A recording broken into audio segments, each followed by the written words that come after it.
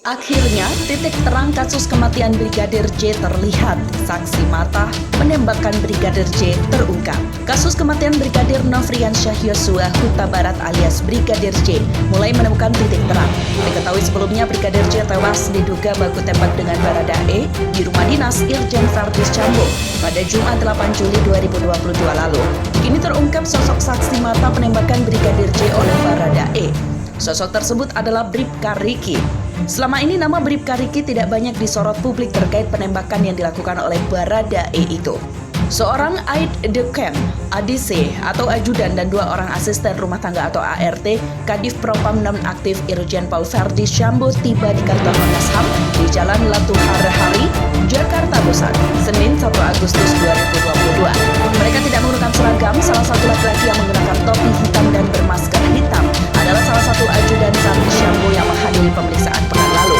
Sedangkan laki-laki berkemeja biru dan perempuan berkerudung hitam diduga adalah ART Verdi Sambo.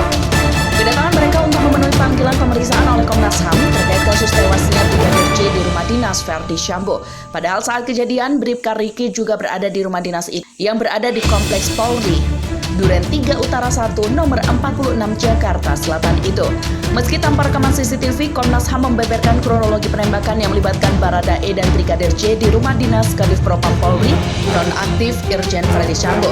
Diketahui CCTV di rumah dinas Verdi Sambo yang disebut merupakan lokasi kejadian tewasnya Brigadir J dalam kondisi rusak.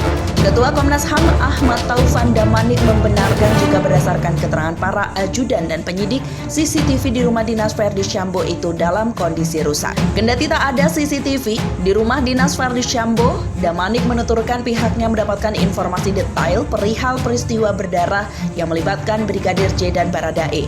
Hal itu berdasarkan keterangan Baradae sewaktu pemeriksaan Komnas HAM pada Selasa 26 Juli 2022. Baradae mengakui bahwa dirinya adalah orang yang menembak mati Brigadir J. Ya, itu pengakuan dari Baradae. Dia menjelaskan kronologi versi dia, tutur Damanik. Berdasarkan pengakuan para ajudan Verdi Sambo termasuk Baradae kepada Komnas HAM, mereka pindah ke rumah dinas Sang Jenderal pada Jumat 8 Juli 2022 sore sekitar pukul 16.00 waktu Indonesia bagian Barat lebih. Setelah sebelumnya mereka berada di rumah pribadi Sang Jenderal yang jaraknya sekitar 500 meter dari rumah dinas. Rumah dinas berada di Kompleks Polri Duren 3 Utara 1 nomor 46 Jakarta Selatan. Sementara rumah pribadi Verdi Sambo di Jalan Siguling 3 Duren 3 Jakarta Selatan atau masih di kawasan yang sama. Tujuan mereka ke rumah dinas Verdi Sambo untuk isolasi mandiri selama menunggu hasil PCR keluar setelah melakukan tes PCR di rumah pribadi.